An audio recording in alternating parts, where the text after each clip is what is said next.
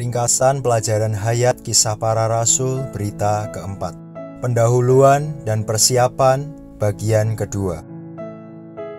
Kisah Para Rasul pasal 1 ayat 3 mengatakan, kepada mereka ia menunjukkan dirinya setelah penderitaannya selesai. Dan dengan banyak bukti ia menunjukkan bahwa ia hidup. Sebab selama 40 hari ia berulang-ulang menampakkan diri dan berbicara kepada mereka tentang kerajaan Allah. Di sini kita nampak selama 40 hari Tuhan berbicara kepada murid-murid mengenai kerajaan Allah.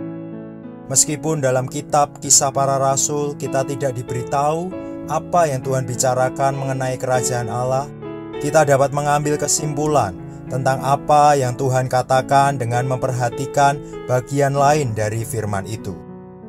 Dalam kitab-kitab Injil, Tuhan Yesus memberi banyak ajaran tentang kerajaan kepada murid-murid.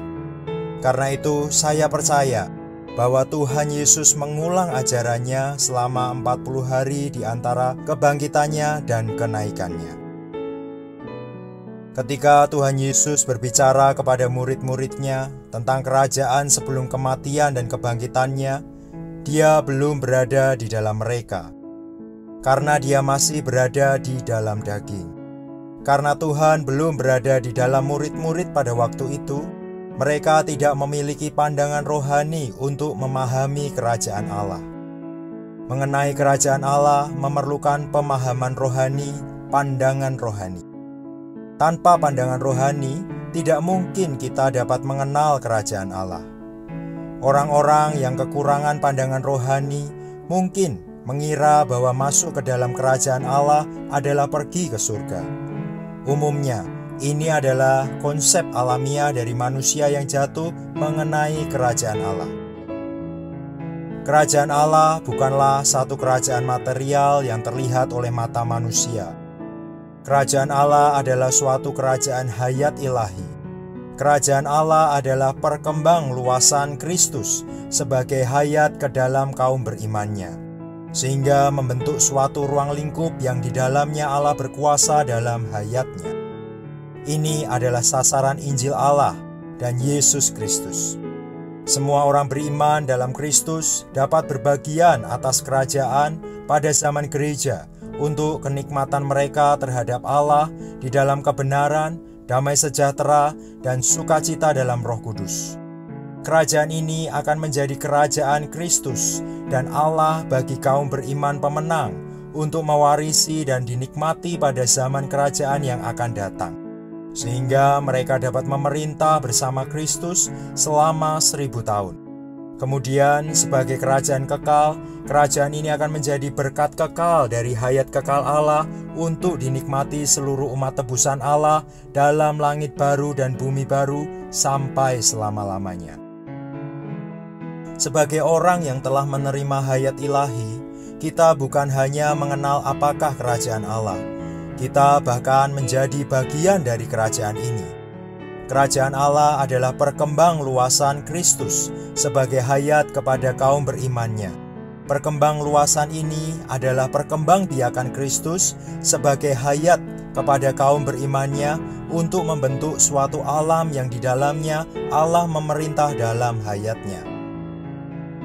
Dalam Kisah Para Rasul pasal 1 ayat 4-8, Tuhan Yesus menyuruh murid-murid untuk menantikan baptisan Roh Kudus. Ayat 4 mengatakan, pada suatu hari ketika ia makan bersama-sama dengan mereka, ia melarang mereka meninggalkan Yerusalem dan menyuruh mereka tinggal di situ menantikan janji Bapa, yang sebagaimana dikatakannya, telah kamu dengar dari aku. Janji di sini dan dalam Lukas pasal 24 ayat 49 itu berbeda dengan janji dalam Yohanes pasal 14 ayat 17. Janji dalam Kisah Para Rasul pasal 1 ayat 4 dan Lukas pasal 24 ayat 49 adalah janji Yoel pasal 2 ayat 28-29 yang digenapi pada Pentakosta untuk pencurahan sebagai kuat kuasa dari tempat tinggi bagi ministri kaum beriman secara ekonomikal. Ayat 6 mengatakan, lalu ketika berkumpul mereka bertanya kepadanya, Tuhan, maukah Engkau pada masa ini memulihkan kerajaan bagi Israel? Dalam menjawab pertanyaan yang diajukan oleh murid-murid, Tuhan Yesus berkata, "Engkau tidak perlu mengetahui masa dan waktu yang ditetapkan Bapa sendiri menurut kuasanya." Di sini Tuhan Yesus seolah-olah berkata, "Serahkanlah pemulihan kerajaan Israel kepada kedaulatan Allah. Lupakanlah tentang kerajaan Israel, dan terimalah firman-Ku mengenai kerajaan Allah dan baptisan Roh Kudus." Dalam Kisah Para Rasul pasal 1 ayat 8, Tuhan melanjutkan berkata, "Tetapi kamu akan menerima kuasa bila mana Roh Kudus turun ke atas kamu, dan kamu akan menjadi saksi-saksiku di Yerusalem dan di seluruh Yudea dan Samaria dan sampai ke ujung bumi."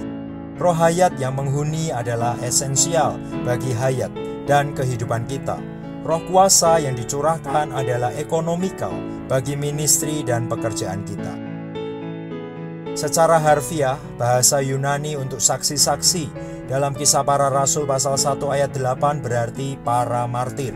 Saksi-saksi adalah orang-orang yang memikul kesaksian yang hidup tentang Kristus yang bangkit dan naik ke surga dalam hayat. Mereka berbeda dengan pemberita-pemberita yang hanya memberitakan doktrin-doktrin harfiah. Dalam ayat 8, Tuhan menunjukkan kepada murid-muridnya bahwa mereka harus memperhatikan turunnya Roh Kudus ke atas mereka dan kemudian menjadi saksi-saksinya di Yerusalem, Yudea, Samaria, dan sampai ke ujung bumi. Firman Tuhan yang menunjukkan keperluan akan peralihan zaman itu juga adalah bagian dari usahanya mempersiapkan murid-muridnya.